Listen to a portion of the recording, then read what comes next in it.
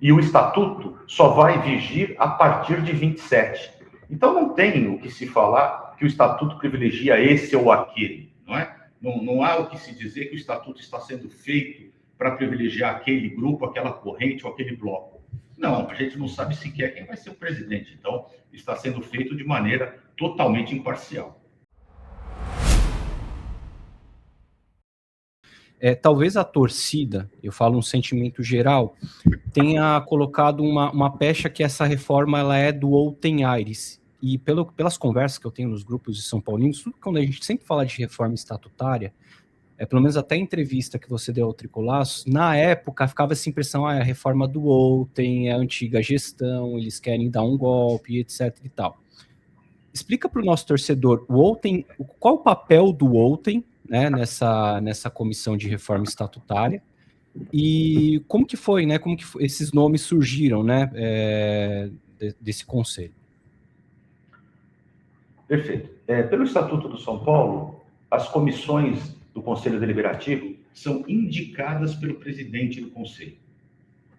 Uma das propostas que nós estamos fazendo, inclusive agora, é que as comissões do Conselho Deliberativo não sejam mais indicadas pelo presidente do Conselho, e sim sejam eleitas pelo Conselho, com mandato, com período definido.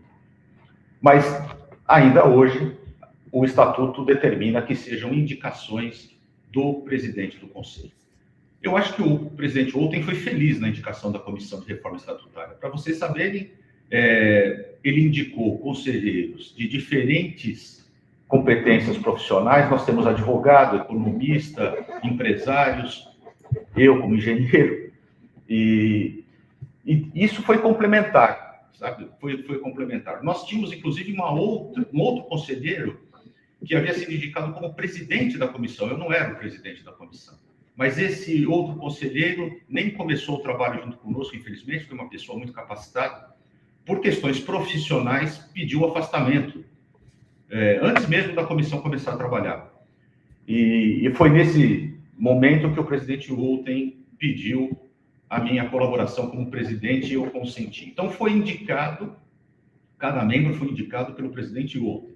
Ele, conhecendo os conselheiros, disse, olha, o Vinícius tem tal expertise, o Eduardo tem aquela, o Rogério Caboclo tem a outra, e aí ele compôs essa comissão, que, diga-se de passagem, tem pessoas com olhares diferentes, visões diferentes de dentro do clube, mas a gente está conseguindo levar isso, como eu falei, com base num consenso, naquilo que a gente acredita ser o melhor do São Paulo para o futuro. A gente está olhando para frente. Não existe nada do que está sendo proposto que tenha caráter revanchista, punitivista, nada disso. A gente só está olhando para frente. Até porque nós não sabemos quem será o próximo presidente do São Paulo. E o Estatuto só vai vigir a partir de 27. Então não tem o que se falar que o Estatuto privilegia esse ou aquele, não é? Não há o que se dizer que o Estatuto está sendo feito para privilegiar aquele grupo, aquela corrente ou aquele bloco. Não, a gente não sabe sequer quem vai ser o presidente. Então, está sendo feito de maneira totalmente imparcial. Mas você, no caso, Eduardo, você já chegou a sinalizar em alguma conversa antes para o Outem Aires sobre a necessidade de uma reforma, ou até outros membros ali do conselho? Ou literalmente assim, o Outem precisa criar essa comissão de reforma e acabou caindo no colo, enfim, agora quer participar, não quer, vamos, e a partir dali vocês começaram a desenhar? Não, veja, o tema reforma estatutária sempre esteve presente nas discussões do Conselho Deliberativo. Por que o presidente Outem determinou que agora fosse feito? Por tudo o que aconteceu no final do ano passado, fora do São Paulo, inclusive. O que aconteceu fora do São Paulo no final do ano passado? Houve uma legislação de SAF em que a carga tributária explodiu para o clube associativo, houve o fair play financeiro da CBF. É natural que o São Paulo tenha que se adequar a essas questões.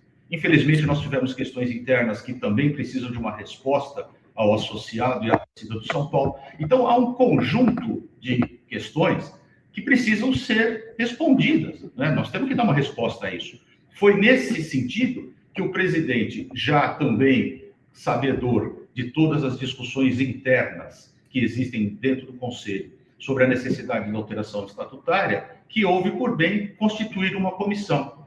E, para vocês terem ideia, o presidente que ele havia nominado inicialmente para presidir a Comissão de Reforma Estatutária, é ligado a um grupo da situação. Tá certo? Ele é ligado a um grupo da situação, para usar aquela divisão de administração que você colocou no início, Thiago. Tá certo? Então não houve direcionamento político, não houve absolutamente nenhuma questão relacionada a isso, posso lhe assegurar. E, como você colocou, não, é uma reforma do presidente ontem, já lhe respondi no início, em nenhum momento o Outen Aires de Abreu apareceu na sala de reunião do Morumbi, onde nos reunimos ali para conversar, e disse, mexam nisso, mexam naquilo, dessa ou daquela forma. Isso absolutamente não aconteceu, e ele conhece os membros da Comissão de Reforma Estatutária, ele sabe que isso também não ia funcionar. É o papo em 3 cores, o DNA da arquibancada, da política ao campo, informação é pesada, raízes fincadas, a história a gente constrói, onde o clube é pauta e o torcedor é o herói. Papo reto, análise, o DNA que colou. Nossa identidade é o escudo e o nosso valor.